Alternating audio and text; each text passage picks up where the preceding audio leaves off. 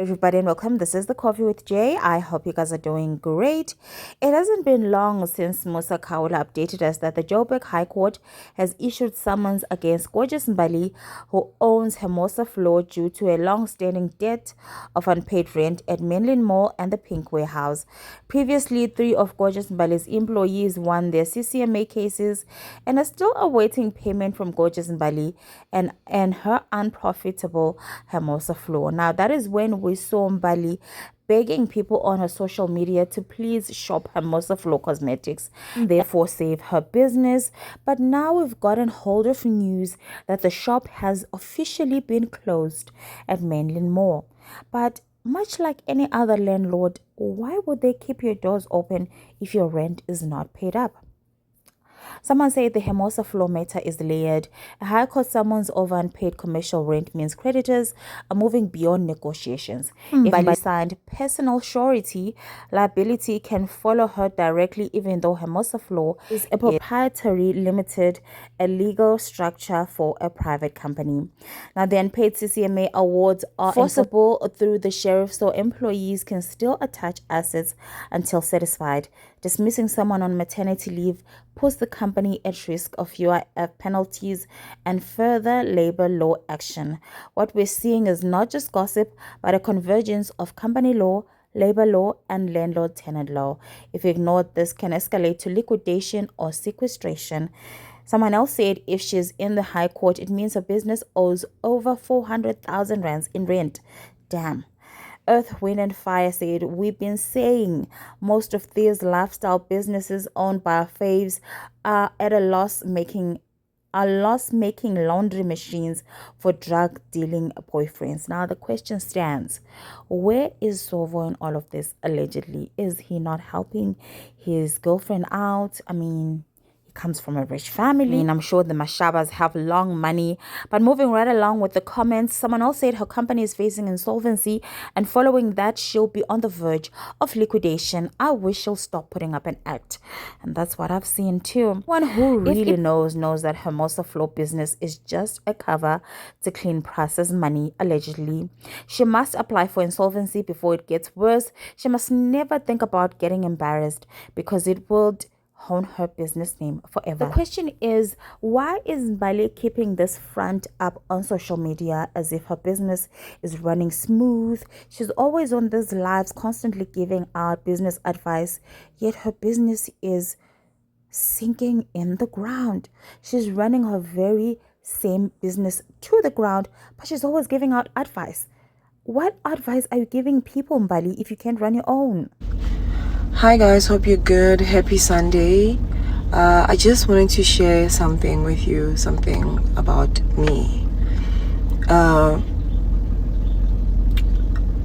honestly think, because I'm insane, that there is no problem or anything in Mhlabeni that I can't come back from. And this is because of who is backing me. I am backed by God. And I say that with confidence because He has never failed me. Every time when I have doubts about Him, He's like, look at my track record. And when I look at everything God has done for me, there is no reason for me to not trust Him. No reason at all. Another thing is, sometimes we allow our problems to consume us. We allow our problems to be the whole thing. Problems are 20% of your life. They are 20% of your life.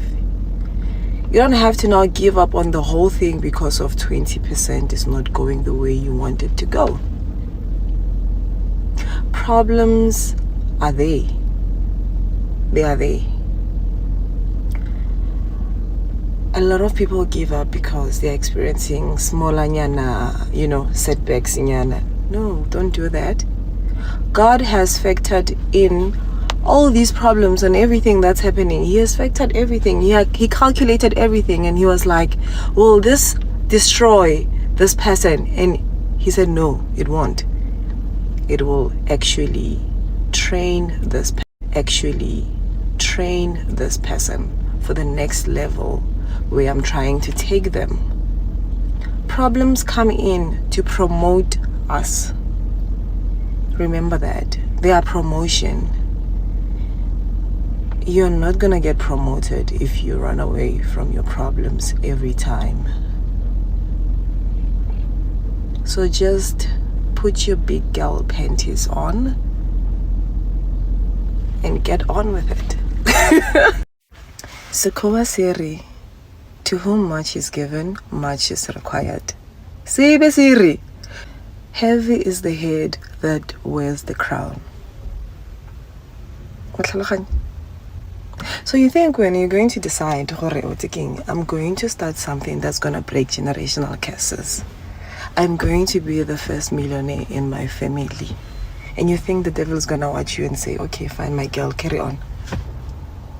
You think so?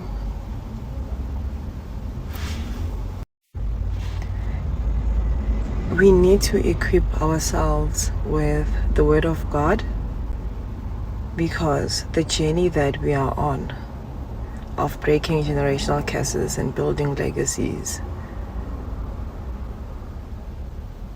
it requires faith. You need weapons, and those weapons are obviously the Word of God. You need to be able to remind yourself when things are not going the way you want them to go. You need to remind yourself of what God has promised, because God's promises, they are a sure thing. He doesn't change his mind, by the way. So you need to equip yourself. The one thing I've learned in my journey, your business, is that you can't do this without God. And we get to a point sometimes where we think that we are operating from our intelligence, luck. We forget that everything is God. And that is our number one mistake. The reason why I say equip yourself with the Word of God is the Word of God reminds us every time of the intentions. For example, Philippians 1 verse 6, he who began a good work in you will see it to completion.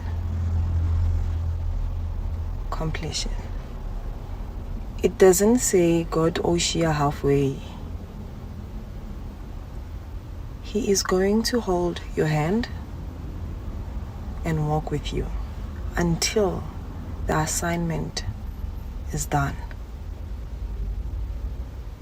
No matter what happens, he didn't say that other things won't happen. They won't try to, stop this. He said, but I'll be my job 6 years ago. I actually thought that I'm going to relax and make easy money because I'm not needed there every day. I'll just use my Instagram account to post because I'm a social media influencer. Girl, that's not how you build legacies.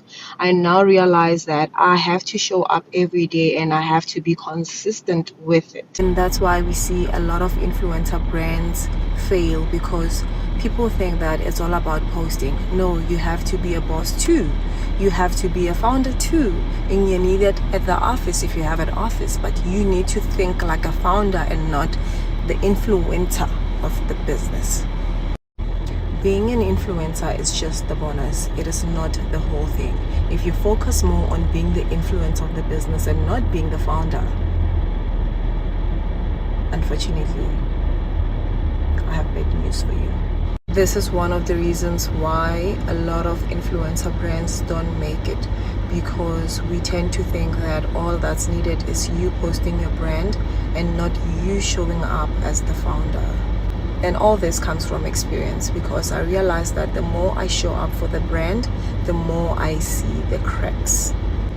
And those cracks are actually what hinders us from growing as local brands. So hey, don't ever think that it is going to be easy. If you want to build a solid brand, you need to show up every day,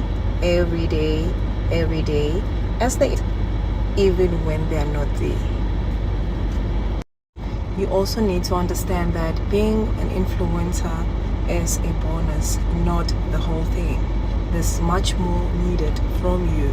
Funny enough, I actually thought that being a boss babe means having lunches during working hours at fancy places, but now I realize that it actually means me being in my office, me thinking about my brand, me being about the brand and the growth of the brand.